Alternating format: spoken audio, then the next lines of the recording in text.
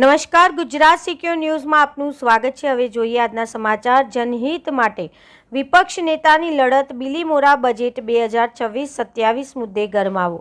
બિલીમોરા નગરપાલિકાનું વર્ષ 2026-27નું અંદાજિત ₹155 કરોડનું બજેટ જાહેર થતાં જ રાજકીય ગરમાવો જોવા મળી રહ્યો છે। આ બજેટ ખાસ એ કારણે ચર્ચામાં આવ્યું છે કે નગરપાલિકાના ચીફ ઓફિસરની ગેરહાજરીમાં બજેટ રજૂ કરવામાં આવ્યું છે। વિપક્ષના નેતા મલંગ કોલિયાએ આ મુદ્દે પોતાની રજૂઆત કરતા જણાવ્યું કે બજેટ પ્રક્રિયા અંગે વધુ સ્પષ્ટતા જરૂરી છે અને નિયમો અનુસાર તમામ પ્રક્રિયા પારદર્શક રીતે થવી જોઈએ। હવે જોવાનું એ રહેશે કે આ મુદ્દે આગળ શું પગલાં લેવાશે અને નગરજનોને શું લાભ મળશે। અહેવાલ ભાવેશ રાઠોડ, ગુજરાત સિક્યોર ન્યૂઝ, નવસારી। કરીને કે વરેજા વગરની છે નથી ચીફ ઓફિસર અધિકારી। હવે આપણે ચેરમેન સાહેબ પર કેટલી આશા રાખી હતી, કોઈ જવાબદાર પૂછીએ કોણ? કારણ કે આ એટલું સરસ તંત્ર છે કે જે રોડનો કોન્ટ્રાક્ટર છે જેનો લીધે કોઈ માણસે સહન કરવું પડ્યું, તો તે તો જેનો લીધે સહન કરવું પડ્યું તે રોડનો કોન્ટ્રાક્ટર પાછો આપણો કોન્ટ્રાક્ટમાં ચાલુ છે। કરી છે સબ એનો અંદાજો 4 લાખથી 9 લાખની વચ્ચે છે, પણ કન્સલ્ટન્ટને પૂછીને એનો એક્ઝેક્ટ આંકડો કહી શકીએ સર। બીજું છે કે સોરબચાલ ગાયકવાડ મિલની પાછળ વાકો મોલ્લો દેસારા પાણી ટાંકી પાસે જે બોરો આવેલા છે સાહેબ, એમાં જળ સંચયના સ્ત્રોત ઊભા કરવા પડે।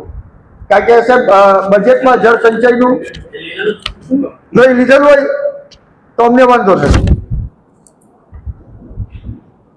અને સોમનાથ અને જુબિલી તળાવ જે આપણા બની ગયા છે, એ લોકો જેનો લાભ લે છે, તો ત્યાં વાઈફાઈ સિસ્ટમ લિમિટેડ જે વાઈફાઈ સિસ્ટમ આવે એ મૂકવી જોઈએ, જેથી આજુબાજુના લોકોને લાભ થઈ શકે।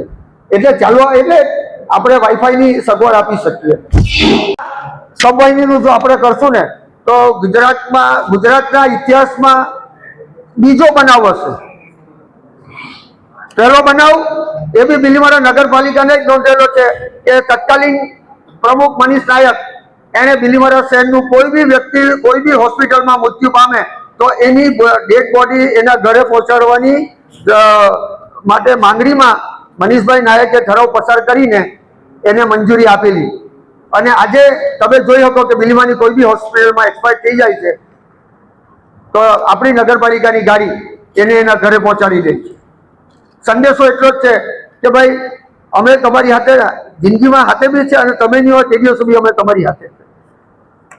અમારે કોઈને ક્રિટિસાઇઝ કે વિરોધ પક્ષો છે એટલે કંઈ તમારે એટલો વિરોધ કરવાનો કે કોઈ ખોટું અમારે એ નથી।